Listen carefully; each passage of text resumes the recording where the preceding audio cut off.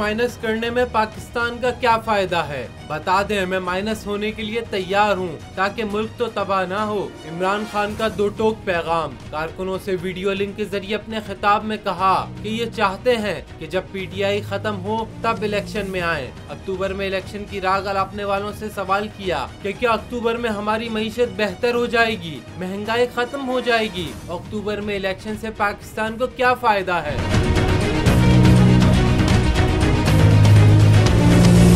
इमरान खान ने कहा कि पूछा जा रहा है कि मुल्क से बाहर जाने का कहा जाए तो क्या चले जाएंगे? मैं क्यों बाहर जाऊंगा? मेरी कौन सी जायदादें रह गई हैं? सब कुछ पाकिस्तान ले आया। पाकिस्तान मेरा घर है, मैं क्यों बाहर जाऊं? मुश्किल आती है तो ये दोनों बाहर भाग जाते हैं, मुझे तो यहीं रहना है।